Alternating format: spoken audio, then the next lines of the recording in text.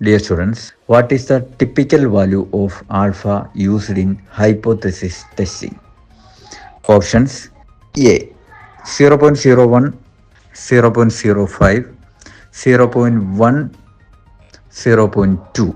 ഇതിൽ ആക്ച്വലി ഇത് by heart ചെയ്യാൻ വേണ്ടി ഇതിൻ്റെ ആൻസർ പറയുവാണെങ്കിൽ 0.05 എന്നുള്ളതാണ്. പക്ഷെ ഒരുപാട് കാര്യങ്ങൾ പറഞ്ഞ് മനസ്സിലാക്കി തരേണ്ട ഒരു കാര്യവുമായിട്ട് ബന്ധപ്പെട്ടാണ് ഈ ആൽഫ എന്ന് പറയുന്ന വാല്യൂ നിൽക്കുന്നത്.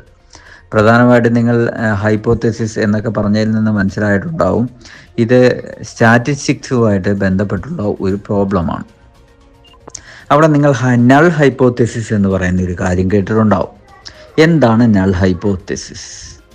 ദർ ഈസ് നോ റിലേഷൻ എന്ന് പറഞ്ഞ് ആരംഭിക്കുന്ന ഹൈപ്പോതെസിസിനെയാണ് നൾ ഹൈപ്പോതെസിസ് എന്ന് പറയുന്നത്. അതിന് വേറെ കുറേ വ്യാപ്തിയുണ്ട്, അതിലേക്കൊന്നും ഞാൻ പോകുന്നില്ല, സിമ്പിളായിട്ട് മനസ്സിലാക്കാൻ വേണ്ടി പറയുകയാണ്.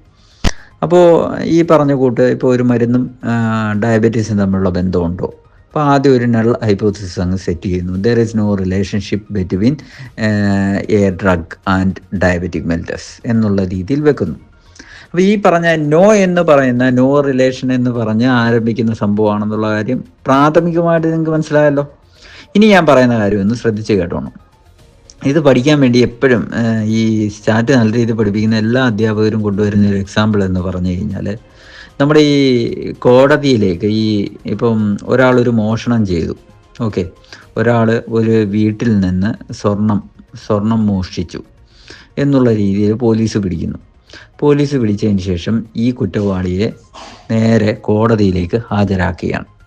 കോടതി അവിടെ എടുക്കുന്ന സ്റ്റാൻഡാണ് യഥാർത്ഥ നൾ ഹൈപ്പോതെസിസ് എന്ന് പറയുന്നത്. കോടതിയുടെ സ്റ്റാൻഡ് എന്താണെന്ന് വെച്ചാൽ നിങ്ങൾ കേട്ടിട്ടുണ്ടാവും, 1000 കുറ്റവാളികൾ ശിക്ഷിക്കപ്പെട്ടാലും ഒരു നിരപരാധി പോലും ശിക്ഷിക്കപ്പെടരുത് എന്ന് പറയുന്ന കോടതിയുടെ ഏറ്റവും വലിയ ഒരു വാക്യം അല്ലെങ്കിൽ ഒരു ധാർമ്മികത എന്ന് പറയുന്ന കാര്യത്തെ മുൻനിർത്തി കോടതി ആദ്യം തന്നെ ഒരു സ്റ്റാൻഡ് അങ്ങെടുക്കും. ഈ വ്യക്തിയല്ല മോഷണം നടത്തിയത്, മോഷണവും ഈ വ്യക്തിയും തമ്മിൽ യാതൊരു റിലേഷൻഷിപ്പും ഇല്ല. There is no relationship between this person and that മോഷണം എന്നുള്ളതാണ് അവരെടുത്തിരിക്കുന്ന സംഭവം. അപ്പോൾ ഇതെടുത്തേക്കുമ്പോൾ നൾ ഹൈപ്പോതെസിസ് ആയി. ഇനി എന്താ സ്റ്റാൻഡ് എന്താ? ഇനി എന്താ സംഭവിക്കേണ്ടത്? വക്കീലന്മാർ വാദിച്ച് ഇതിനകത്ത് എവിഡൻസ് ഉണ്ട്, തെളിവുകളുണ്ട് എന്നുള്ള രീതിയിൽ കാണിച്ച് പ്രൂവ് ചെയ്ത് ഈ നൾ ഹൈപ്പോതെസിസ് തെറ്റാണെന്ന് പ്രൂവ് ചെയ്യണം. തെറ്റാണെന്ന് പ്രൂവ് ചെയ്താലേ അയാളെ ശിക്ഷിക്കത്തുള്ളൂ. അപ്പോൾ അവിടെ മനസ്സിലാക്കേണ്ട ഒരു കാര്യം എന്താണെന്ന് വെച്ചാൽ 95% കോടതി ഈ പറയുന്ന വ്യക്തി തെറ്റുകാരനല്ല, ശിക്ഷിക്കാതിരിക്കാൻ വേണ്ടി ശ്രമിക്കും. അങ്ങനെ കുറേ സാഹചര്യ തെളിവുകളൊക്കെ കൊണ്ടുവന്നു. അപ്പോൾ ആ തെളിവുകളെല്ലാം കോടതി 1%, 2% ഒക്കെ ഉള്ളൂ, ഇത് അംഗീകരിക്കാൻ പറ്റത്തില്ലെന്ന് പറഞ്ഞ് തള്ളിക്കളയുകയാണ്. അങ്ങനെ ഇരിക്കുന്ന സമയത്താണ് വളരെ സിഗ്നിഫിക്കൻ്റ് ആയിട്ടുള്ള, അതിനെ സിഗ്നിഫിക്കൻ്റ് ലെവൽ എന്ന് പറയുന്നതാണ്, ഒരു സിഗ്നിഫിക്കൻ്റ് ആയിട്ടുള്ള ഒരു ഐ വിറ്റ്നസ്സിനെ എന്ത് ചെയ്യുന്നു? പോലീസ് ക്രിയേറ്റ് ചെയ്ത് കൊണ്ടുവരുന്നു എന്ന് പറയുമ്പോൾ ഇയാൾ യഥാർത്ഥത്തിൽ മോഷണക്കാരനൊന്നും അല്ലായിരുന്നു. പോലീസിന് ഇയാളെ ശിക്ഷിപ്പിച്ചേ പറ്റൂ. അതിനുവേണ്ടി ഒരു കള്ളനായ അല്ലെങ്കിൽ ഒരു ഫാബ്രിക്കേറ്ററായ ഒരു സാക്ഷിയെ കൊണ്ടുവരികയാണ്. അപ്പോൾ ആ സാക്ഷി വളരെ ഓതൻറ്റിക്കായിട്ട് പറയുകയാണ്, ഈ വ്യക്തി ആ വീട്ടിൽ നിന്ന് മോഷണം നടത്തുന്നത് ഞാൻ കണ്ടു. അങ്ങനെ ഒരു ഐ വിറ്റ്നസ് വന്നു കഴിഞ്ഞാൽ കോടതിക്ക് പിന്നെ ഒന്നും ചെയ്യാൻ പറ്റത്തില്ല. അതെന്ന് വെച്ച് കഴിഞ്ഞാൽ മിക്കവാറും 5% അല്ലെങ്കിൽ അതിന് മുകളിൽ നിൽക്കുന്ന ഒരു എവിഡൻസ് ആണ്. അപ്പോൾ അത്തരത്തിലൊരു എവിഡൻസ് വന്നു കഴിഞ്ഞാൽ കോടതിക്ക് പിന്നെ ചെയ്യാൻ പറ്റുന്ന കാര്യം, താൻ ആദ്യം എടുത്ത null hypothesis there is no relation എന്ന് പറഞ്ഞ കാര്യം മറക്കേണ്ടി വരും, അത് തള്ളിക്കളയേണ്ടി വരും, റിജക്റ്റ് ചെയ്യേണ്ടി വരും. അതിനുശേഷം അയാൾക്ക് ആ മോഷണത്തിന് തത്തുല്യമായ ശിക്ഷ കൊടുക്കേണ്ടി വരും. IPC ഏത് വകുപ്പ് പ്രകാരം എത്രമാത്രം ശിക്ഷയാണ് കൊടുക്കേണ്ടത് അത് കൊടുക്കേണ്ടി വരും. പിടിയിട്ടില്ലേ? അപ്പോൾ അവിടെ വെച്ച് ആ തള്ളിക്കളയുന്ന എവിഡൻസ്, അതിൻ്റെ പ്രാധാന്യം എത്ര ശതമാനമാണ് എന്ന് കാണിക്കുന്നതാണ് ഈ ആൽഫ എന്ന് പറയുന്നത്. ആൽഫയുടെ വാല്യൂ 5% അതിൽ കൂടുതലോ ആണെന്നുണ്ടെങ്കിൽ ആദ്യം എടുത്തിരിക്കുന്ന ഈ നൾ ഹൈപ്പോതെസിസ് തള്ളിക്കളയേണ്ടി വരും. ഇവിടെ ഐ വിറ്റ്നസ് എന്ന് പറയുന്ന അതിൻ്റെ വെയിറ്റേജ് 5% അല്ലെങ്കിൽ അതിൽ കൂടുതലാണ്. അതുകൊണ്ട് 95% കോടതി അയാളുടെ കൂടെ നിന്നാൽ പോലും അതിനേക്കാൾ ഉപരിയായിട്ട് 5% മുകളിലുള്ള ഒരു എവിഡൻസ്, ഐ വിറ്റ്നസ് എന്ന് പറയുന്ന കാര്യമായിട്ട് ഈ പോലീസ് എത്തുമ്പോൾ അവർക്കത് കണ്ണടയ്ക്കാൻ പറ്റത്തില്ല. കാരണം അപ്പീൽ കോടതിയിൽ പോയി കഴിഞ്ഞാൽ കോടതിക്ക് വിമർശനം കിട്ടും. അതുകൊണ്ട് എന്ത് ചെയ്യുന്നു, ഇത് പരിഗണിച്ചുകൊണ്ട്, ഈ പറഞ്ഞ ഐ വിറ്റ്നസ്സിനെ പരിഗണിച്ചുകൊണ്ട് കോടതി ആ വ്യക്തിയെ ശിക്ഷിക്കുകയാണ്. പിടികിട്ടിയല്ലോ. അപ്പോൾ അതിനുവേണ്ടി വെച്ചിരിക്കുന്ന ആ ഒരു ടിപ്പിക്കൽ പോയിന്റ് എവിടെയാണ് എന്നുള്ളതാണ് ഈ ആൽഫ വാല്യൂ കൊണ്ട് ഉദ്ദേശിക്കുന്നത്. അത് 5% എന്നുള്ള രീതിയിലാണ് വെച്ചിരിക്കുന്നത്. 5% മുകളിലോ 5% ആണെന്നുണ്ടെങ്കിൽ അത് തള്ളിക്കളയേണ്ടി വരും. തള്ളിക്കളയേണ്ടി വരും എന്ന് വെച്ച് കഴിഞ്ഞാൽ നമ്മൾ എടുത്തിരിക്കുന്ന നൾ ഹൈപ്പോത്തിസിസ് റിജക്റ്റ് ചെയ്യേണ്ടി വരും. അവർ കൊണ്ടുവന്നിരിക്കുന്ന എവിഡൻസ് അംഗീകരിക്കേണ്ടി വരും. പിടികിട്ടിയോ? കാര്യം മനസ്സിലായോ? ഇനി അതിൻ്റെ അടുത്ത ഒരു ആസ്പെക്റ്റ് കൂടി പറയാം. ഇവിടെ സത്യത്തിൽ ഈ മോഷ്ടാവും ഈ മോഷണവുമായി, അല്ലെങ്കിൽ മോഷ്ടാവല്ല, ഈ വ്യക്തിയും ഈ മോഷണവുമായിട്ട് യാതൊരു ബന്ധവുമില്ല. കോടതിയെ തെറ്റിദ്ധരിപ്പിച്ചുകൊണ്ട് ശിക്ഷിപ്പിക്കുകയാണ് ചെയ്തിരിക്കുന്നത്. അപ്പോൾ പിന്നീട് കുറേ കാലം കഴിയുമ്പോഴാണ് ഇത് ബോധ്യപ്പെടുന്നത്. മനസ്സിലായല്ലേ? അപ്പോൾ നമ്മൾ പറയും കോടതിക്ക് ഒരു അബദ്ധം പറ്റി, കോടതിക്ക് അബദ്ധം പറ്റിയിരിക്കുന്നു എന്ന് പറയും.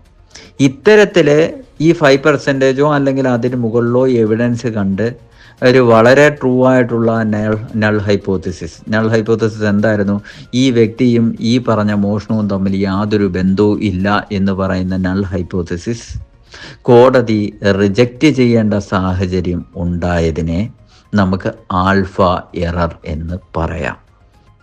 കൺസെപ്റ്റ് പല ആവർത്തി ഞാൻ ഈ പറഞ്ഞ കാര്യം കേട്ട് നോക്കിയാൽ കൃത്യമായിട്ട് മനസ്സിലാവും. പിടിയെത്തിയോ?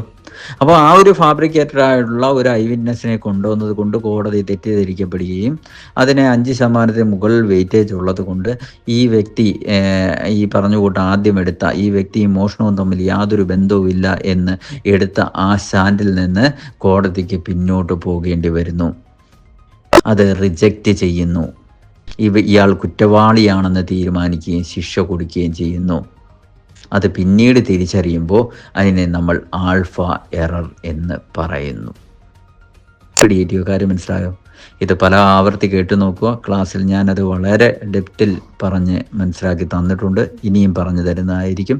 എനിവേ, ഇതൊന്ന് മനസ്സിലാക്കേണ്ട കൺസെപ്റ്റാണ്. അതിനുവേണ്ടി വെച്ചിരിക്കുന്ന വാല്യൂ ആണ് 5%. എവിഡൻസിൻ്റെ വാല്യൂ ആണ് 5%. ടിപ്പിക്കലായിട്ടുള്ള സംഭവമാണ്. ഇത് റിസർച്ചുമായിട്ട് ബന്ധപ്പെട്ട് നമ്മൾ ഇങ്ങനൊരു സ്റ്റാൻഡ് എടുത്താണ് പഠനം മുന്നോട്ട് കൊണ്ടുപോകുന്നത്.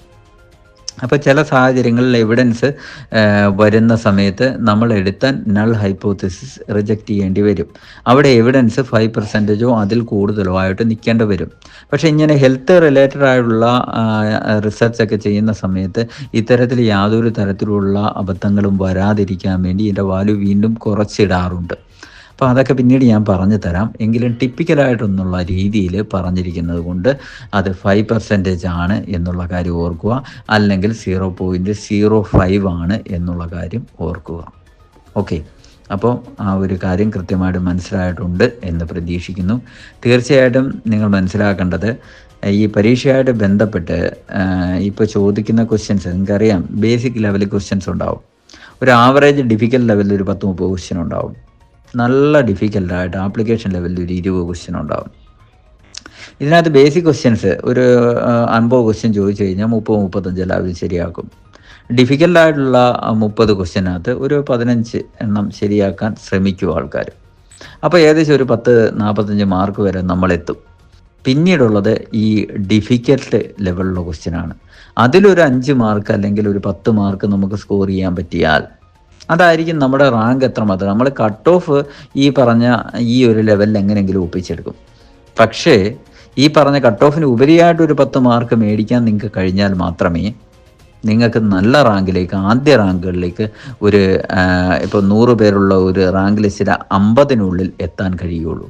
അങ്ങനെ എത്തിയെങ്കിൽ മാത്രമേ നമുക്ക് ജോലി കിട്ടുമെന്നുള്ള കാര്യം ഉറപ്പിക്കാൻ പറ്റുകയുള്ളൂ.